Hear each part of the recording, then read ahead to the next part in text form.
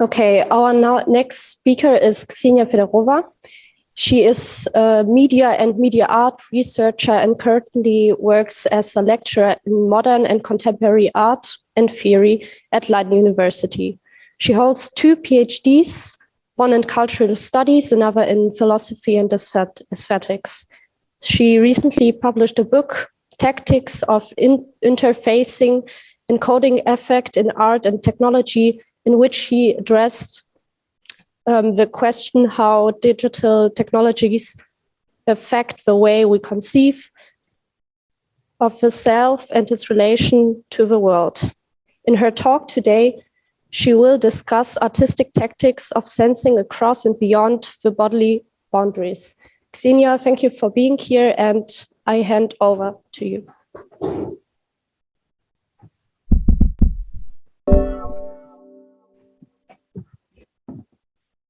All right, where should I look? So the online audience is here. And once again, hi, everyone here. Thank you so much for the invitation. So it's a pleasure once again to experience interdisciplinary conversations and around a theme that has been dear to me for quite some time. I'd like to start actually by mentioning that for someone coming from Russia, this topic, and in fact, the particular phrasing of the topic of my presentation today about distributed self has, of course, type of new meaning. So yesterday, experiencing Thomas Saraceno's installation, I was thinking of this support net, for instance, as a metaphor, and this was a wonderful aesthetic experience for aligning the mind and everything that goes through it now with the body. And that it's very important indeed that we need art to keep these issues of the whole soul, so to say, with the physical reality, right, and have support from that reality. And yeah, so that feeling of suspension in space, the fear, but also because it was framed as art, because you knew that you're safe and it is controlled, and yes, you're free to feel whatever emotions you can there. So it was kind of a therapeutic experience, I must acknowledge. Yes, and indeed, I'd like to talk about different types of relations and about how art, well, proprioceptive, technological art in my case, allows us to feel beyond ourselves. And that's why perhaps my presentation today, or at least this introductory note, is about the relations also between aesthetics and ethics, about why proprioception, for instance. Yesterday I asked Marcus, so we're talking about what is proprioception, but also for me, I was feeling that indeed it's very topical once again. I mean, we discussed that yesterday already, that in the arts it became topical. So since, let's say, the 70s, and also due to a particular, well, social historical situation that society all over the globe was finding itself in. And well, obviously today it also has even a geopolitical dimension, so that we are indeed living in a global society, so and can feel these interdependencies, yes, with our bodies, with our feelings, those who are indeed personally affected, like my family and my whole professional community in Russia. So yes, my self today is kind of distributed, and I feel their pain and would like to acknowledge that. But back to the content indeed, and to briefly expand on where I'm coming from, and also how this talk relates to my work in general. In fact, I will be talking about well, many subjects that I've written upon.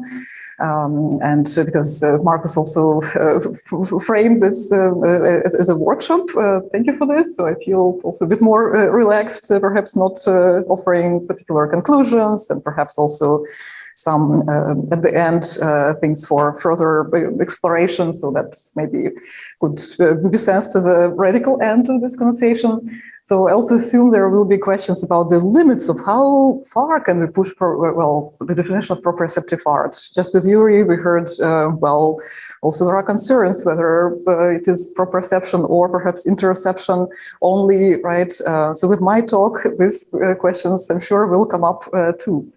So, but just to give a very brief overview, indeed, I come from several disciplines, so mainly philosophy, aesthetics, art studies, I would say, not really history, but Kunstwissenschaft. So I also am interested in the definition of art, and yet it's also media theory. So I think that my contribution in this gathering is really to also touch upon the subjects of technology and what they add to, where we in the arts, in the exploration of aesthetics today.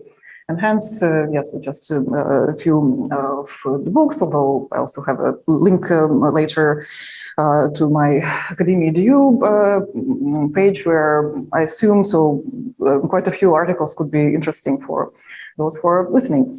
Now, but then, yes, the book that Julia already mentioned, Tactics of Interfacing Coding Affect in Art and Technology, published by the MIT last year, 2020.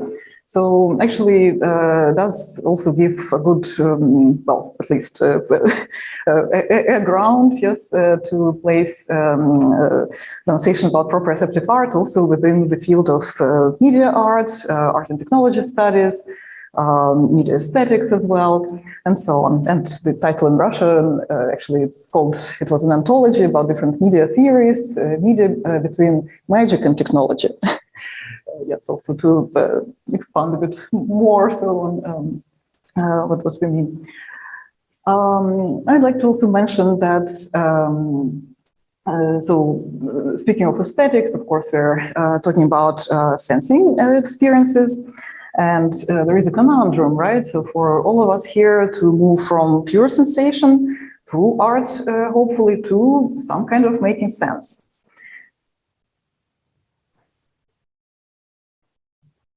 And I'd like to also stress, one of potential definitions or aspects of what a sense and a sensation can be, which comes from a philosopher, of technologies mostly, but not only, Luciana Parisi. And she says that sensation, I basically would like to approach it as a fixation of a moment of change of state.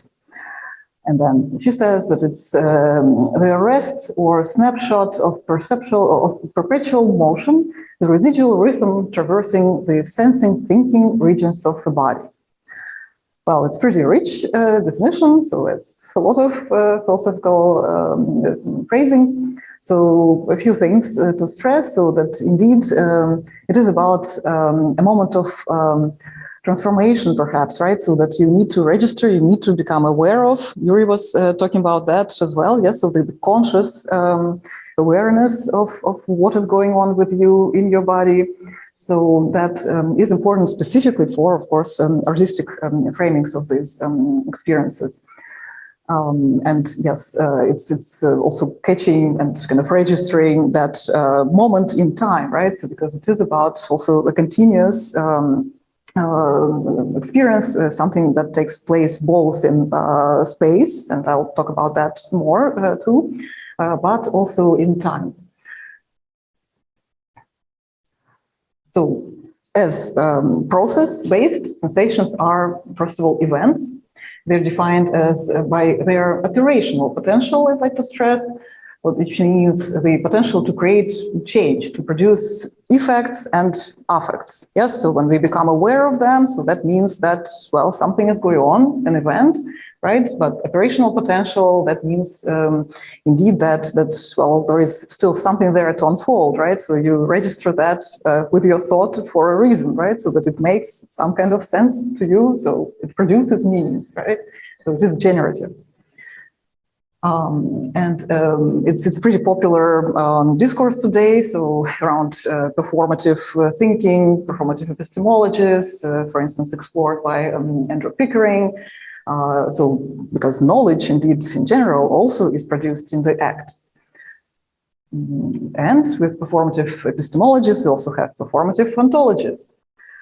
So actions of feeling, sensing as also facts that take place in time, but also in place, and also can be shared and proved to, to be, first of all, right, in an ontological sense. So in some of my work, I propose the concept of sense act, in addition to the well-known speech act or image act, build act, yeah, so for the German art studies community, so it's a well-known phenomenon, and also think act, so which was initiated by a dear colleague of mine, Aloysia Moser, so who wrote about Wittgenstein and Kant and this performativity of thought.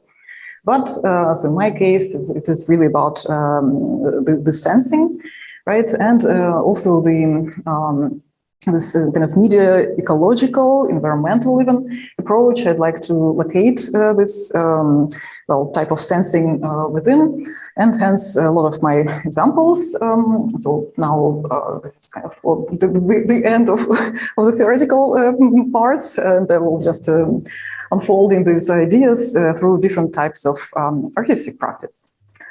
But not yet, perhaps. Because in the book, also where I explore all kinds of modalities of what I call interfacing, which means really being in relation with oneself, with the other, and what concerns us me primarily today is the relation with the environment. And in fact, in the chapter, so on most evocative media, augmented vision, so I do employ the notion of proprioception, so quite a lot. But then, yeah, maybe it would be too much for an oral presentation to go too deep into philosophical aspects of that, referencing Brian Massumi and so on.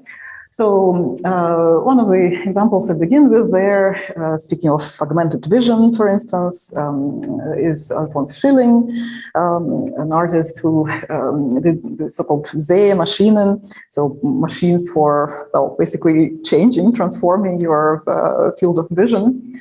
Back in the 70s already, throughout the 80s, he was based in Vienna, and so did these experiments indeed with visual perception, so in a totally analog way. So like Carsten Hurler, for instance, with those glasses, so similar experiments with this gazelle. So, and here, so it's of course important to stress why augmented. Yes, we haven't heard this term yet in our discussions. Perhaps others will talk about that, but since I am talking indeed about technologies and about extension of the self, right? So distribution of the self in space outside, across and beyond the bodily boundaries. So of course we have so-called cultural techniques, so Kulturtechniken, also German media theoretical contribution here. So that's, for instance, glasses, yes, and of course telescopes. So something that requires techniques, but not necessarily, let's say, digital technologies, as we know, and yet certain skills to transform something to make it a tool, right, for, let's say, expanding your ability to sense reality, right? And it could be vision, could be, of course, hearing, and all kinds of other senses. And what's at stake for us is, of course, proprioception. And here are some examples. So jumping from the 70s and analog technologies, I'd like to also mention, experiments with AR, so augmented reality, which we know also from the field of digital technologies, and today, indeed, through the commercialization of that field. Yes, so we actually do quite often need to have access to that through different apps on our phones and so on. But what Tamiko Thiel did She also, well, with this, well, it's not an installation, it's really, well, I would say an app designed for people to look at this famous building in London in this new way. So, and actually what is embedded there is a particular disorder, in fact, that some people have. Sorry, I'm blinking on the exact name of that. Maybe Charles will help. When you have multiplication, for instance, of images, diffusion of them, and so on. So something that really happens in your brain, I guess. So when it deciphers the visual signals, and then this is what people, so their brain, basically not even the eyes, see, right? So the multiplied objects, for instance, and the Nika field just reproduce that. So for normally seeing people to experience, right, what it is. But why it is also interesting with proprioception in augmented reality art is a so-called gestural gaze. This is not my concept, but it's very productive, I feel, so for our discussion, because it is indeed about the combination of two senses, the sense of vision, but also haptic sense. I'll talk later a bit more about haptics. This is also something that we haven't talked enough about, right? So distinctions between touch, haptics, and proprioception, for instance. But as a combination of senses, it really generates, well, a new type of sense, you can say. Yes, so you see with your hand, right? So when you have to locate your phone in front of a certain object. So this is what basically it implies. But so from augmented vision, so technological augmented vision, I'd like to also switch to, well, or open up to a broader discussion of also technologically augmented sensing in general, and mention this book by Jenifer Gabrys on Program Earth. Well, it's called Program Earth, and it is on environmental sensing technologies. So it's not about aesthetics at all, not about art at all, right? But it gives us an interesting context also to think of how all this, global interconnectedness is actually working these days. Yes. So what enables it is, of course, networked technologies. Yes. So internet primarily, but also sensors. So the devices that actually can provide, can collect and then allow data be interpreted, so telematically. So it's important here that indeed we're talking about, well, the global situation, the distributedness of sensing throughout the whole planet through technologies. In relation to art, I would say, so the concept of networked art or also telematic art covers quite a lot of experiments that have been going on in the field of art, well, since the 60s, basically. So when artists also started gaining access to some of those technologies. So, for instance, this first bridges between, let's say, LA and New York, so where people would, using, well, some experiments used a telephone network, right, so, or TV network. So, yes, people could just see each other, right, like we now do through Zoom. So dance also remotely, Japan, the US. Already in the 70s, but I'll just reference this field on the slide by pointing to the work by, in particular, Edward Schenken. So the book Systems, for instance, although there is a lot written on that, and also Roy Ascott, so who's kind of one of the fathers, so to say, within this field, also an artist and interested in the issues of, well, basically body-mind, psychosomatics and consciousness. And he just has a very beautiful article called Telematic Embrace, which I think is also a nice metaphor for today. And since we do come from different fields here, so for media art specialists, this is a total classics. Yes, for some of you, maybe not that well known. So Stelarc and what he did. Even if you do know of him, so it still never hurts to repeat, because he's also a very interesting conceptual thinker. And a very courageous self-experimentator. Yes, what he did with his body by extending it, indeed, out there, and allowing people from all over the world to literally, physically manipulate the movements of his limbs. So, and then he would be then an object of that manipulation. And I think it also offers us a good example of, let's say, for the discussion like we just had with Yuri as well, so about object of sensing, right? So in proprioception, it's important to feel some relationship, but then if you are so in the passive state, right? So you do feel something, of course, in your body, but then it's also interesting to think of what those who manipulate his body feel when they see how he reacts, something like that. And of course, he's also famous for the statement that the body is obsolete.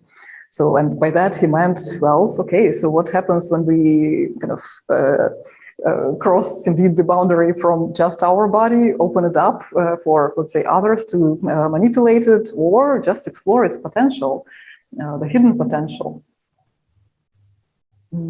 Another example that is not about the bodies, and yet it is about connections between the bodies that cannot cross the borders of the states. So here is my little geopolitical concern once again. It's also a very well known artist, both in technological art field, but also in contemporary art. Comparable, I would say, to Saraceno in many ways. So Rafael Lozano-Hemmer, he's been very concerned with questions of surveillance, control in a lot of his works. So this border tuner that was installed in between Mexico and the US, so on the border.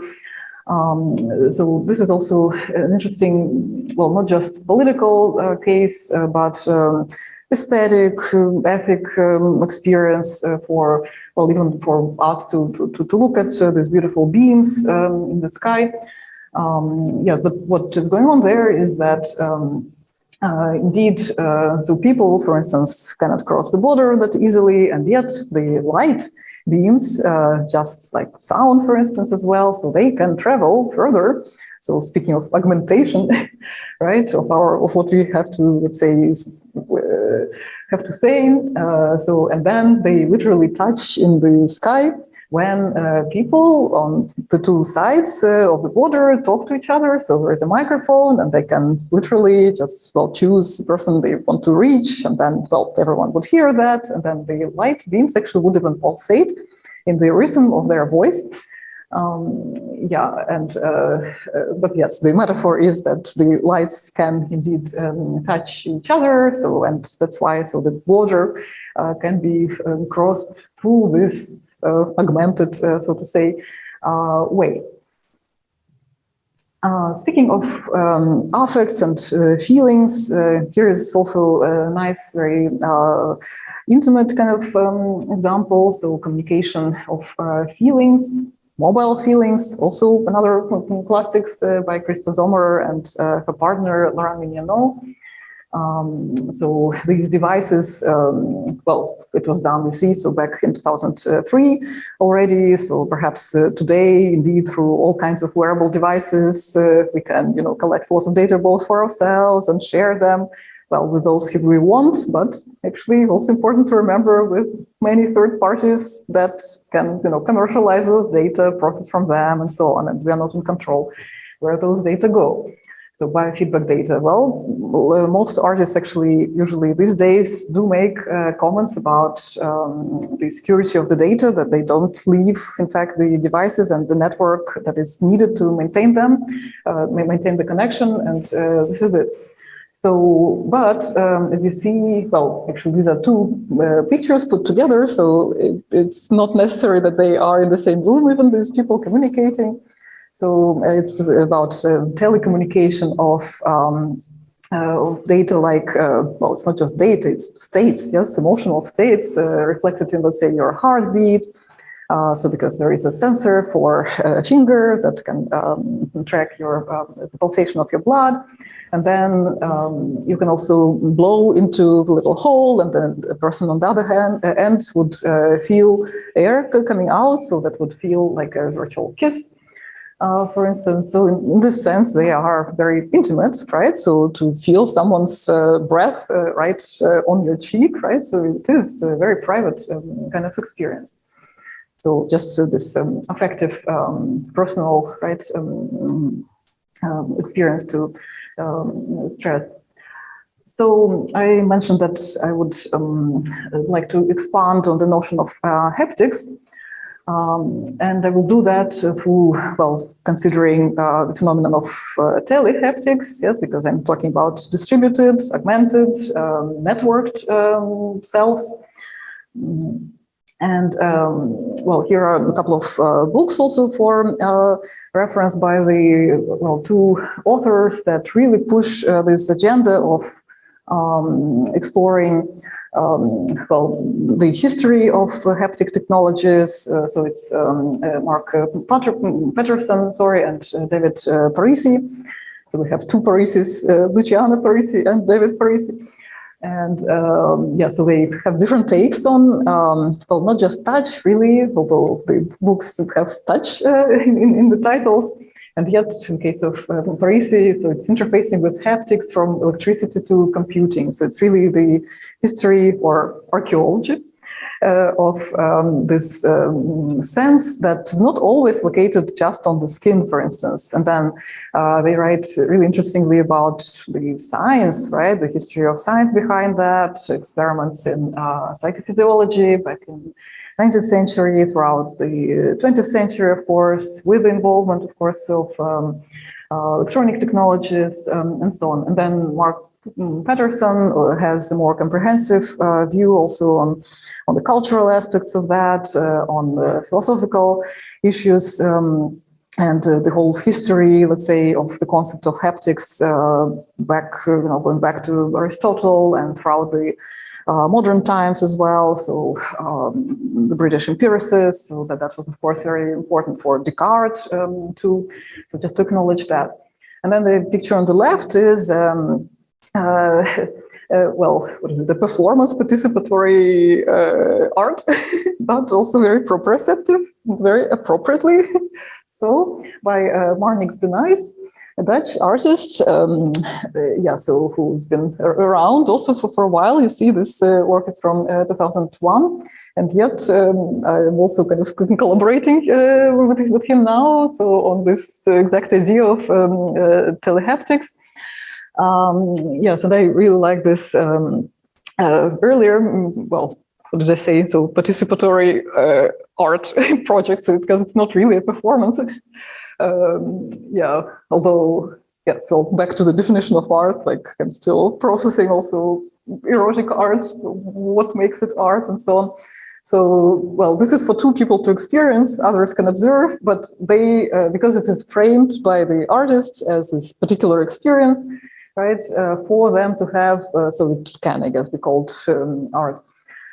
Cross-control, it's called, and what is going on is that people on two of these, well, how to call them, catamarans or whatever. So, I mean, this is also from the world of entertainment, yeah, art bridges here, the attractions, yes, and so they can steer, so just navigate the water, but not as they want themselves, but what, as a partner would want. So the controls are switched. So if one steers right, or yeah, so for instance, yeah, you would steer right, but it would be the other person whose boat will be turning right, and yours in turn will be turning as wished and kind of controlled by another person, right, on another boat.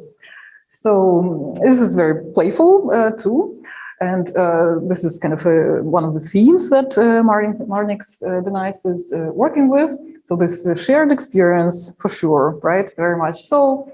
Well, makes it fun, establishes trust, right? Which is also very important because also something I haven't really thought much before, like martial arts, right? It is about competition. It is, well, a different kind of affect behind that, right? Than, let's say, mobile feelings. We kind of share loving sensations, yeah, or here it's probably friends, yes, that are just, also kind of competing with each other, but they don't want to hurt each other, probably. So, yes, and it is about haptics too. So, because, well, you have to literally hold the wheel, right? So control it physically with your muscles, with your whole body. And yet it is more than just haptics. So it's about proprioception, because you need to be aware of another person also being in that space somewhere near you, doing something.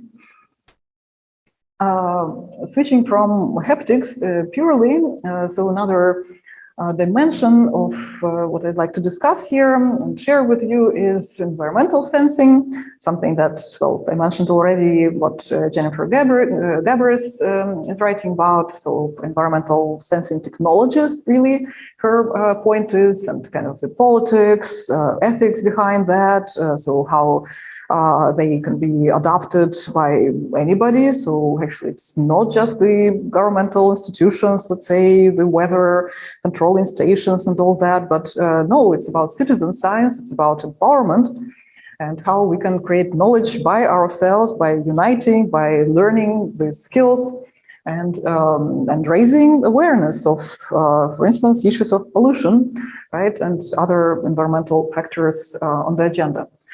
And speaking of pollution, what we're looking at is Susanna Hertridge. She's, well, it's a wearable device, you can say, so another class of art here. So it's not an installation at all, right? It's something that you would wear on your body, and yet it does count as art. Well, it's a speculative device, and yet it is, as far as I'm aware, functional too. So it's called Jacobson's fabulous olfactometer, and Jacobson's, well, the organ Jacobson's, well, anyway, so it's an organ that, or yes, I guess it can be called an organ that usually animals like horses or dogs have in order to sense the pheromones around them a bit better and to relate to, well, other dogs and horses and to the aerosols, whatever, any signals from the environment better. So, and it is located under their upper lip. So, and hence this device, well, for humans, but it's, well, that's why it's speculative, and the people actually won't, well, who would wear this device, they won't really feel like the horses or dogs, unfortunately, and yet, so on the conceptual end, right, so they can extend kind of in their imagination, feeling that, well, as a dog, for instance, yes, and the signal they're supposed to feel then would be information about air pollution. So it was inspired by Susanna Hertridge's experience living in China, so in polluted urban environments there. So, and she decided to, yes, create this experience for people who are not fully aware of how much pollution is there in the air. Yes, and then they would, well, they are supposed to kind of sense that somehow, yeah, so through that organ. There are many other works like that, so that also send information about environmental data, right, to your body to make you more acutely aware of that. So, and it is about, yes, this relationship to the environment once again, so, but not in a visual sense, because pollution is hard to see, impossible to see, and yet it is there, right? And it's one of the factors affecting us too, so it's important to be aware of as well. On the same topic, the Russian group where dogs run, so also very interesting collective that have been working with technologists since early 2000s in a very particular way. So they have their own artistic intonation, I would say. So there is a lot of irony, dark humor sometimes. So, but it's always highly kind of, well, both conceptual and artistic at the same time. So there is always an image, a narrative, perhaps, well, a fictional scenario. Well, it's less about scenarios, it's really about an image like this one. So it's a, well, so-called collector, but actually they make reference to, let's say, the European tradition of what they called troubadours, minnesingers, yes, so the traveling musicians, or not necessarily musicians, so people who would travel through Europe, so from little town to little town, collecting stories, telling these stories in other places. So, and this collector is a kind of well, a hybrid between a person and also this another wearable device that would be collecting chemical data, in fact, from the air. And well, they also come from the Ural region as myself. So, well, it's not always this gloomy there and polluted, not at all. So they picked a very particular site, I would say, famous for its pollution. So, and what is also peculiar here that the device is working. So, and it's a totally analog device, so that there is a chemical reaction happening right in that, well, machine, I guess you would call it, apparatus. So that then interprets the chemical data into audio signals. So with this, I would also perhaps stress this issue of interpretation that, well, has been on my mind for a while. So, and is highly related to, well, what goes on in media art always. So it's about well, processing data and translating one type of signal into another, right? So it's about, well, in lots of cases, interactivity, right? So input-output relationships, but it is about a relationship, right? Once again, so being in relation, so how data, how matter can be in relation with, well, with our senses in our case, right? Yeah, so how to relate this to proprioception. Well, we could talk about that later, so we don't have to do it at every minute with every aspect, I guess, but something to hold perhaps for the discussion too. And not yet the final issue, but almost final, so dimension also of, well, my work that I'd like to share and that I feel is related to our topic is also, well, other, not even necessarily kind of media art practices, but yeah, maybe it is about actually this issue of translating, translation relations between the body and mind and the different means for artists to do that. So, and by means, I mean also media. So media is something that mediates an experience, but also mediates knowledge making, right? So that's why, so proprioception as a thinking method implies basically the epistemic dimension of things, right? So how knowledge can be performative. Remember, I started with that, with anthropicuring.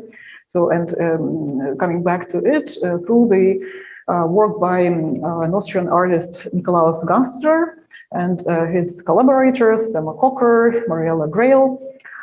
And well, this image comes from a very interesting work of theirs, so which was a 3-year research project exploring basically embodied perception. So, and Ganster also is a famous,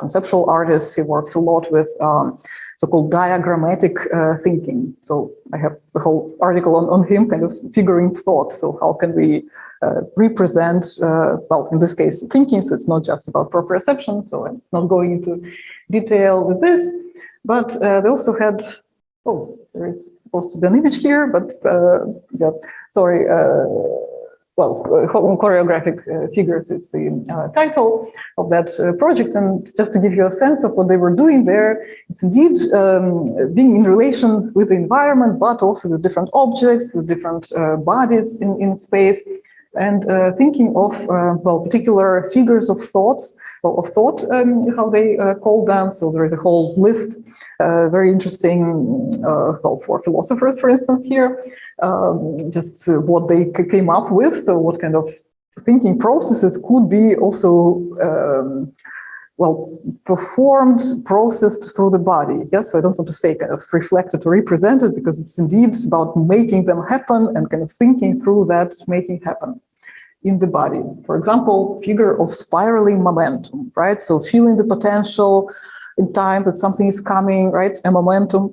So it's highly kind of time-based thing, phenomenon, and yet, yes, it's also affective, right? And yes, you can do it with movement, of the body, of strings, and so on. Well, yes, there is a really rich website that they have, so I encourage you to take a look. And also on this topic of well, epistemological value of these explorations, and also about collaborations between, by the way, artists and academics. So as we are here at a workshop, so perhaps next time we could also have a bit more embodied component to it, but unfortunately, yes, it's still COVID time. So this is a title of a research project, actually, experimenting, experiencing, reflecting, EER. It's based in Denmark at Aarhus University at the so-called Interacting Minds Center. So I don't have it written down here, but again, so you can look it up. And it's also a project where the researchers, behavioral psychologists, anthropologists of science, dancers as well, art historians. So in this case, so they collaborated with Olafur Eliasson's studio in Berlin. So, and what I'm showing you here is one of the workshops that was done there just before COVID, I must say, although now I think they're continuing slowly. Yes, also there is information online on that. So that was called Uncertainty and Participation. So indeed, as well, Interacting Minds Center, right? So the whole agenda is shared experiences, and very similar to the previous project I pointed at, right? So Gunsters. So this is about, well, being in space together with others, being aware of the objects in the room, being aware of course, your own body. So, but also being aware of the uncertainty, of the potential to unfold. So where, for instance, your own movement will go, and so on. So it is about kind of training awareness. One of the other workshops within that project was devoted to such phenomenon as microphenomenology, something also worth perhaps taking on in our discussion. So this micro types of awarenesses to the body and its situatedness, right? So it's not just about, well, how you extend and open up, and like Stelarc does, right? But then for him also, it's highly important to, well, locate wherever, so it's controlling him to the very particular sensations of his muscles. So he has to be aware of their precise locations and all of that. So, and I'm almost done, as I said, so that was close to the last aspects, and the last is this kind of radical end of things that I promised you. Well, radical because it is about transhumanism. So speaking about technologies and augmentation, so of course it's unavoidable to also think of, okay, the future, where we're all going. And yes, we already had this discussion with Charles in the morning, so about technophilia and about this belief that technologies can solve our social problems, like, for instance, disability.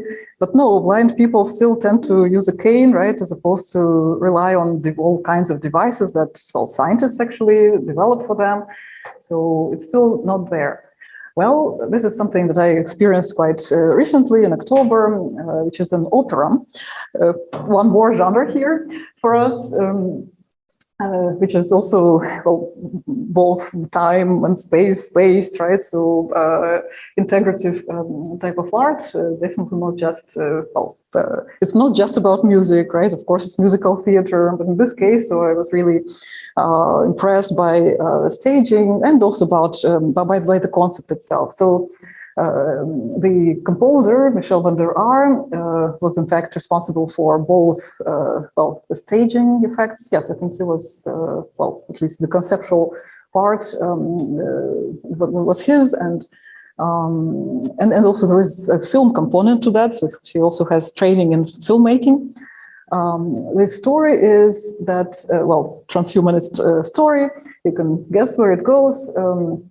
So the father of this woman, of a doctor, decides to upload himself, so his brain, into a machine because he's been suffering from depression after losing his wife.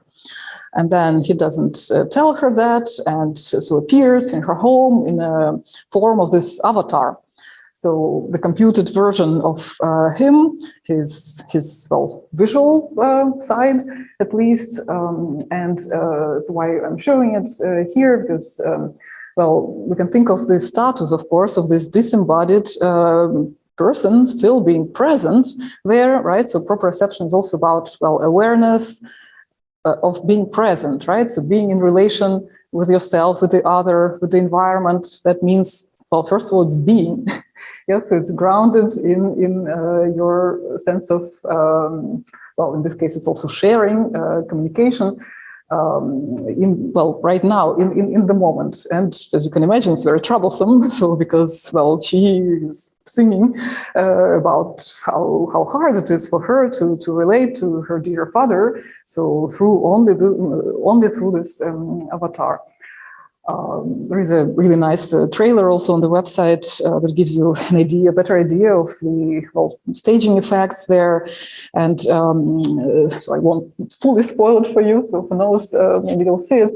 But it also touches on the issue I brought up just before about the value of basically connection of body and mind. And the theme was so proprioception as kind of a method of thinking as well. And so what does she think, right? Well, first of all, she mostly feels, especially in opera, so we do need a lot of emotion. So, but she also has to imagine in the end her father being there, being with her. And then, so there are very beautiful effects that they came up with, visual effects, in fact, and musical too. So how they indeed share a space of imagination. So it is a disembodied space, right? And yet, so they do connect there. And this is, I guess maybe something to finish on.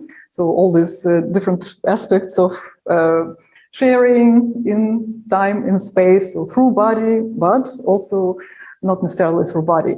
And of course, through all kinds of artistic tactics, as I named them. So we could explore these connections further. So thank you very much for your attention. Great. Sorry if it was a bit too long. It's fine.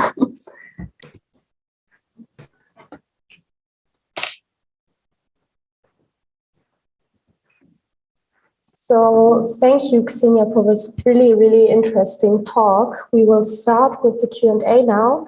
And if you have any questions, so just write a Q into the chat. Are there any questions? Okay, Markus Schenk has a question. Yeah, thank you very much. You could see everyone here? Yeah. Okay, I'll wait a second. But you can hear me already. Is that right? In the room? Can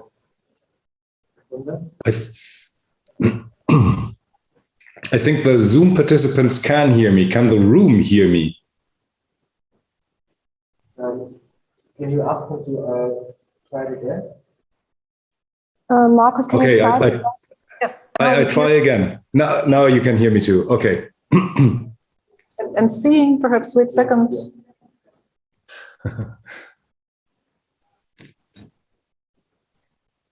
Yeah, okay.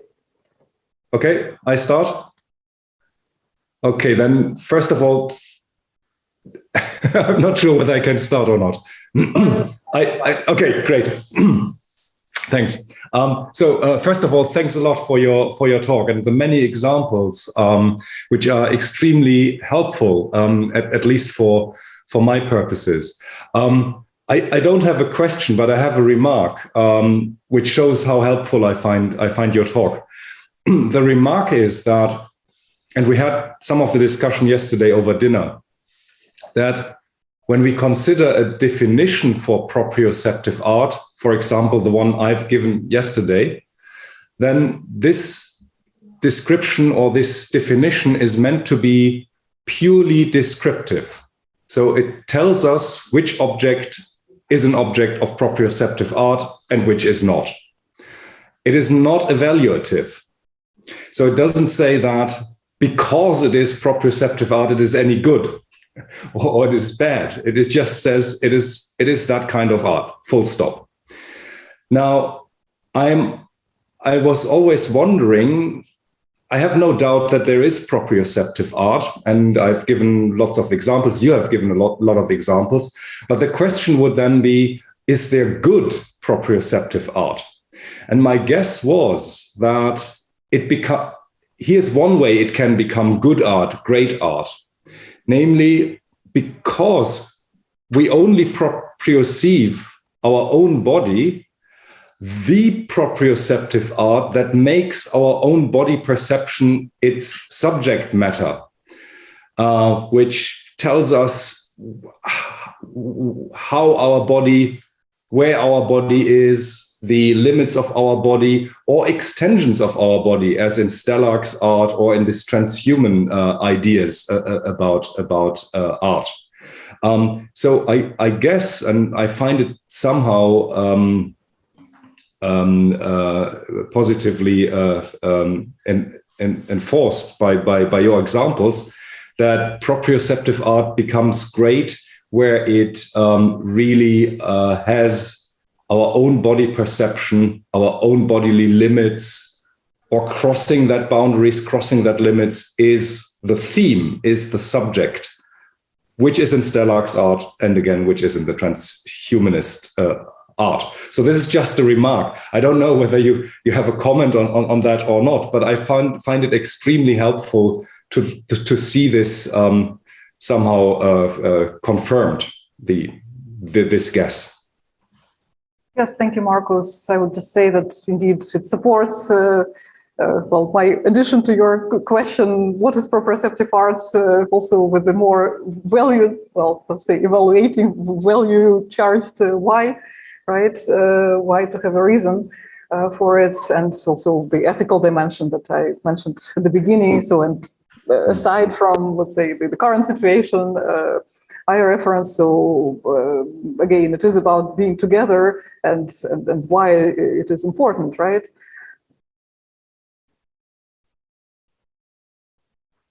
Any other questions? Right, thank you. There is a question by Rafael Lozano-Hemmer. You are an expert in digital and interactive art. Does the proprioception concept point of view allow the rewrite of history in interactive and participatory art, similarly as concepts of participation and interactivity gave a new point of view to contemporary art? Thank you, Rafael, for joining, first of all. And for the question about the history of interactive and participatory art. Well, in some of my presentations, when I have time, I'll focus more on the interaction component, or in fact, when I talk about the role of affect, I, in fact, Rafael, reference your own presentations and a slide with the definitions of indeed participation, interaction, and the status of those interactants, agents, and so on. So maybe we could now call them proprioceivers, proprioceptors.